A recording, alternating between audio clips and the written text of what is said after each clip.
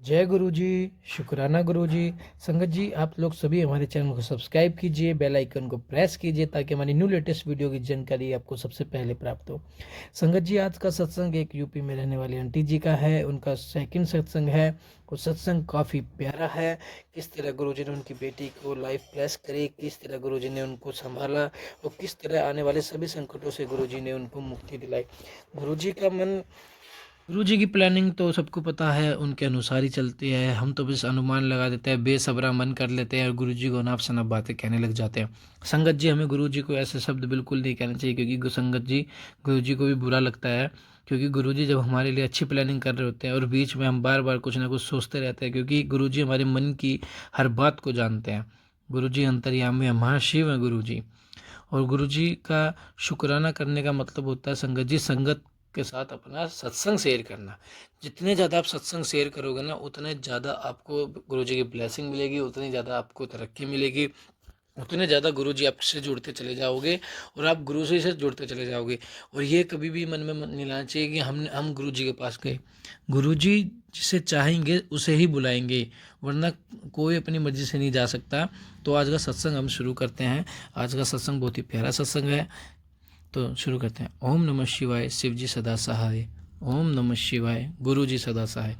संगत परिवार को जय गुरु जी, शुक्राना गुरु जी। गुरु जी का कृपा तो इतनी है मेरे ऊपर कि मैं बताते बताते थक जाऊंगी, लेकिन कृपा कम नहीं होगी। और सत्संग इतने हैं कि अनलिमिटेड। सबसे पहला सत्संग मैं शेयर करने जा रही हूँ, अगर कोई गलती हो तो मुझे माफ़ करना। जय गुरु जी। गुरु जी, मैं जब हॉस्पिटल में गई थी तो मेरी वेंस सर्जरी के दौरान किसी भी डॉक्टर को नहीं मिल रही थी। काफ़ी लंबे अंतराल के बाद, मतलब 1 डेढ़ घंटा हो चुका था सर्जरी को निकल, लेकिन मेरी वेंस नसें किसी को नहीं मिल रही थी। सब परेशान हो चुके थे, डॉक्टर ये क्या हो रहा है, क्या नहीं हो रहा है। तो मैंने गुरुजी को बोला कि गुरुजी मदद करो, लेकिन मुझे यही नहीं पता मैंने गुरुजी को कैसे बोला, क्योंकि मुझे खुद को नहीं पता गुरुजी से मैं कैसे, कब और क्यों और किस तरीके से जुड़ गई, मुझे नहीं पता। लेकिन गुरुजी ने मुझे जोड़ लिया। तो मैंने कहा गुरुजी मदद करो, नहीं तो सर्जरी ख़राब हो जाएगी। तो जैसे ही मैंने गुरुजी को ये बोला ना, उसके चल 2 या 3 मिनट मुश्किल से ऐसा हुआ हुआ कि गुरुजी, संगत जी, वो मेरी नसें मिल गई और मेरी सर्जरी शुरू हो गई। फिर उसके बाद गुरुजी ने कृपा करी। जैसे सर्जरी के बाद हॉस्पिटल में सबको 5 या 6 दिन रहना पड़ता है वो सर्जरी रिकवरी के लिए, लेकिन मेरी रिकवरी इतनी जल्दी हुई, मैं तीसरे दिन डिस्चार्ज होकर अपने घर आ गई।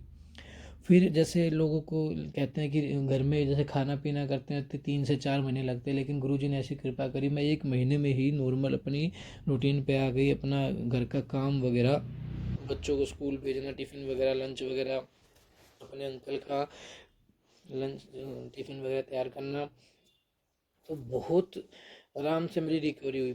गुरुजी से जब मैं जुड़ने के बाद मेरे घर के मतलब नोक झोंक में भी काफ़ी आसानी हो गई, बच्चों की पढ़ाई वगैरह, घर में शांति, मतलब हर चीज़ में इतना सुधार होता चला गया धीरे धीरे।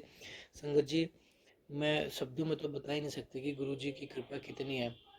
बड़े मंदिर पे जाते हैं, गुरुजी के मैसेज आता है टेलीपैथी के जरिए हैं, तो हम फिर बड़े मंदिर जाते हैं, लंगर खा के आते हैं, अपने कर्मों को कटवाते हैं, क्योंकि गुरुजी सबसे पहले तो हमारे कर्म ही काटते हैं, क्योंकि कर्मों से ही हमें निर्धारित होता है हमारे जीवन में क्या चलेगा।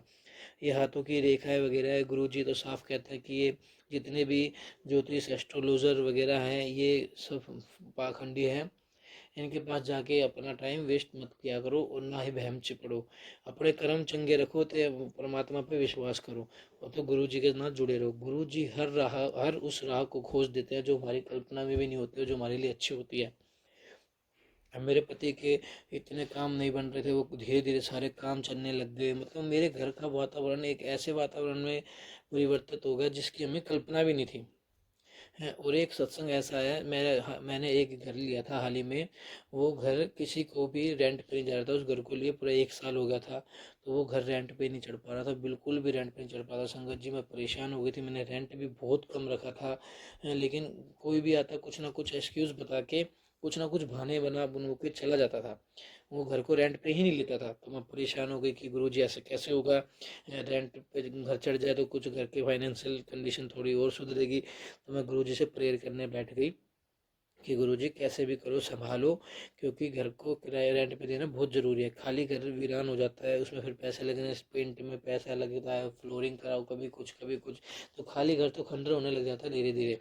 तो मैंने गुरुजी के सामने बैठ के गुरुजी को प्रेयर की, गुरुजी से मन्नत मांगी। वैसे कहते हैं गुरुजी से मांगना नहीं चाहिए, गुरुजी को मानना चाहिए। तो मैंने गुरुजी को अरदास लगाई अपनी, फिर गुरुजी ने वो अरदास मेरी एक ही हफ्ते में सुन ली, और एक इतने अच्छे रेंट के लिए मेरा पूरा घर रेंट पर चढ़ गया संगत जी। और इतना अच्छे तरीके से वो घर को देखभाल रखते हैं, मतलब साफ़ सफाई, मतलब एक जो उस फैमिली की हमें कल्पना में थी, एक ऐसी फैमिली को हमने रेंट पे दिया। और अब मेरा घर बिल्कुल अच्छे हाथों में है, मतलब अच्छे किराएदार हैं जो भी आए हैं।